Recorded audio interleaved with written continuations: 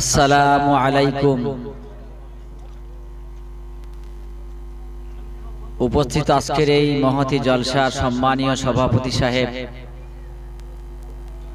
আমন্ত্রিত ওলামায়ে কেরামগণ, অত্র এলাকার সকল আয়োজক মণ্ডলী এবং এই জলসা চতুর্পাশে অজস্র শ্রোতা মণ্ডলী যারা ঘোরাফেরা করছি, এ মজমার গুরুত্বকে সামনে রেখে দিনী মজমাকে আরো সৌন্দর্য করার জন্য আমরা আশেপাশে ঘোরাফেরা না করে আমরা আমাদের এই মজমায় চলে আসি।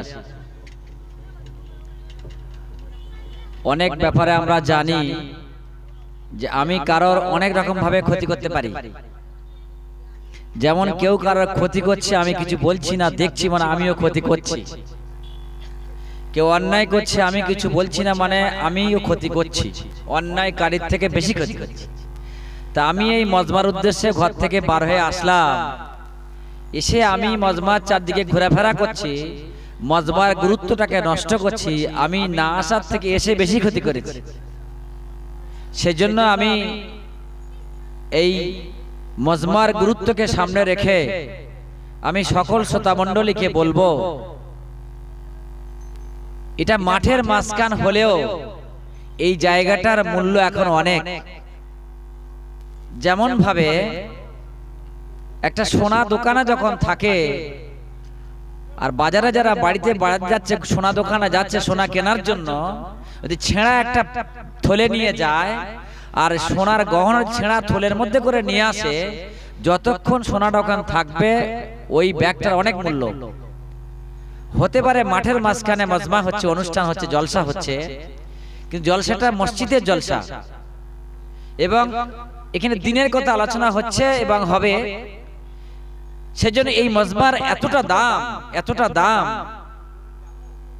এই মজমার মধ্যে যদি কেউ বসে, মহান রব্বুল আলামিন তার পিছনের সগীরা গুনাহকে ক্ষমা করে দেয়। জোরে সুবহানাল্লাহ। কিন্তু আমরা নিজের সগীরা গুনাহটাকে কিছুই মনে করি না, ভাবছি সগীরা গুনাহ আমার হয় আবার ক্ষমা হয়ে যাবে। কিন্তু এই মজমার আরো একটা গুণ আছে, এটাই শুধু বসলে ক্ষমা হয়ে যায় না, যারা আমরা এখনো বসতে পারিনি, আশেপাশে ঘোরাফেরা করছি, তাদেরও সগীরা গুনাহ ক্ষমা হয়ে যায়। তাহলে কতটা গুরুত্বপূর্ণ এই মজমা। কিন্তু আমরা এই মজমার গুরুত্ব না দিয়ে আশেপাশে ঘোরাফেরা করছি।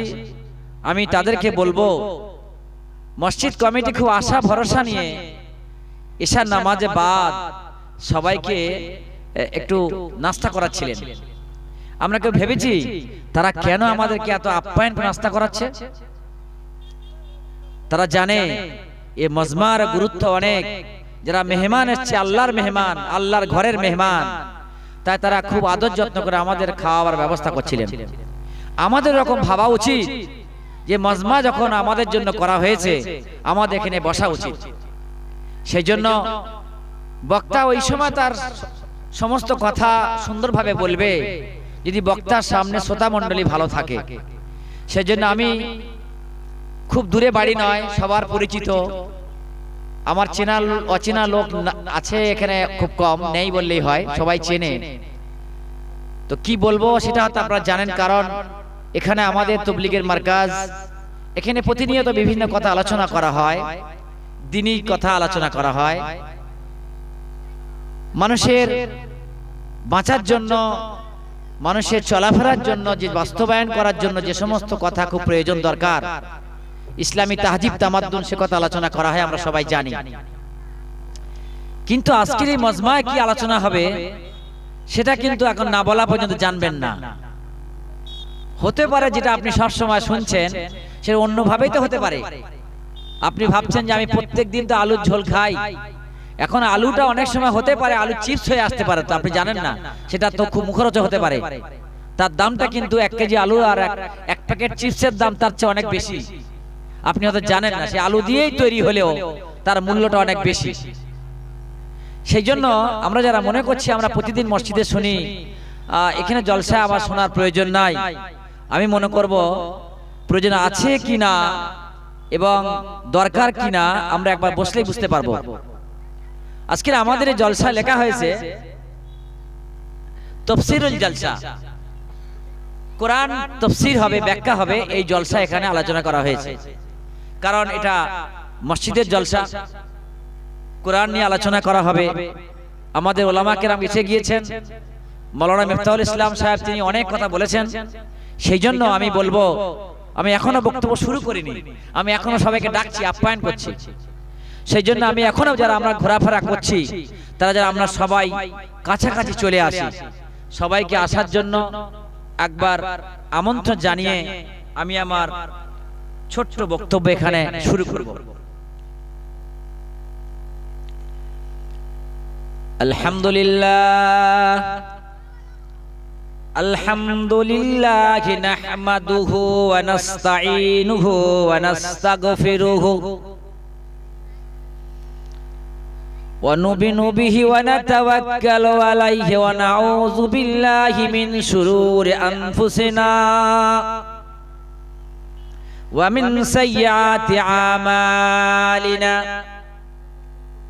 মান ইয়াহদিল্লাহু ফালা মুদিল্লা লাহু ওয়া মান ইউদ্লিলহু ফালা হাদিয়া লাহু ওয়া নাশহাদু আন লা ইলাহা ইল্লাল্লাহু ওয়াহদাহু লা শারীকা লাহু ওয়া নাশহাদু আন্না সাইয়্যিদানা ওয়া নাবিয়্যানা ওয়া মাওলানা মুহাম্মাদ আম্মা বা'দ ফাআউযু বিল্লাহি মিনাশ শাইতানির রাজীম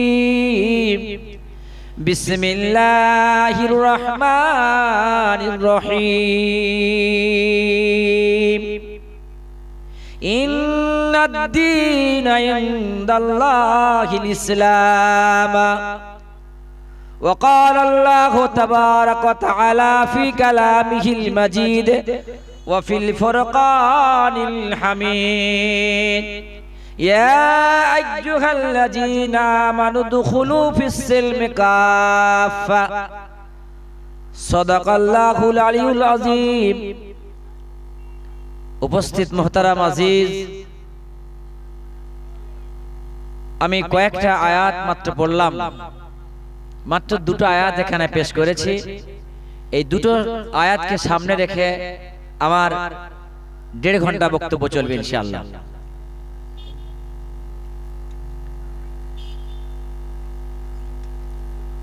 আজকে যে বর্তমান সময়ে আমরা উপস্থিত হয়েছি, পৃথিবীর চারদিকে এমন ভাবে গ্রাস করছে আমাদেরকে, যেভাবে গ্রাস করে কোন সাপ কোন ব্যাঙকে সম্পূর্ণ গিলে খাওয়ার জন্য। ঠিক আজকের বিশ্বের চারদিক থেকে বিভিন্ন সম্প্রদায়ের মানুষরা মুসলিমদেরকে একেবারে নিধন করার জন্য, নিষ্পেষণ করার জন্য একেবারে ওত পেতে রেখেছে, আমাদেরকে শেষ করার জন্য। কিন্তু বন্ধুগণ, আমরা সেদিকে আমরা খেয়াল করি না যে আমাদের ধর্ম, আমাদের ইসলাম, আমাদের তাহজিব, আমাদের তামাদ্দুন, আমাদের মসজিদ, আমাদের মাদ্রাসা, আমাদের নবী সাল্লাল্লাহু আলাইহি আদর্শ আমাদের টিকে রাখা একান্ত প্রয়োজন, না তো বিশ্ব ধ্বংসের পথে চলে যাবে, যা আজকে তুরস্কে তার নিশানা আমরা পাচ্ছি। অনেকে ভাবছি প্রকৃতির কারণে আজকে তুরস্কের বড় ভূমিকম্প হয়েছে, আমরা মনে করছি। কিন্তু আপনি জানেন না, তুরস্কের এরদোগানের আগে যে খলিফা ছিলেন, বাদশা ছিলেন, সে বাদশার সময়ে তুরস্ককে এত মানুষ এত উন্নত পর্যায়ে পৌঁছে গিয়েছিল, আল্লাহকে ভুলে গিয়ে তারা বিভিন্ন ভাবে শিরক বিদআতে লিপ্ত হয়ে গিয়েছিল। ইসলামটাকে তারা মডার্নাইজেশন করতে করতে ইসলামটাকে শেষ করার পর্যায়ে ফেলে দিয়েছিল, ইসলামটাকে আধুনিকতা করতে করতে ইসলামটাকে শেষ পর্যায়ে ফেলে দিচ্ছিল। এর ফলে সেখানে গজব হবে আগে থেকে লোক অনেকবার বলেছিল, যদিও গজবটা অনেক লেটে এসেছে। কারণ সেখানে এত অপদার্থর কাজ চলছিল। একটা তুরস্কের মতো একটা মুসলিম রাষ্ট্র, যেখানে মুসলমান নামের কলঙ্ক করে চারদিকে মানুষ এতভাবে অন্যায় ভাবে লিপ্ত হয়ে গিয়েছিল, যে আমরা আজকে ভারতবর্ষে তথা পশ্চিমবঙ্গের মানুষ বুঝতে পারছি ইসলামের নামে কত রকমের আমরা ইসলাম বিরোধী কাজ করে বেড়াচ্ছি। যেমন আমরা এই গ্রামে, যেমন একদিকে তবলিগ জামাতের মেহনত আমাদের চারদিকে সমস্ত মসজিদে হচ্ছে, প্রতিটা মসজিদে তবলিগের গাছ হচ্ছে, প্রতিটা মসজিদে তবলিগের জামাত কাজ হয়, তত আবার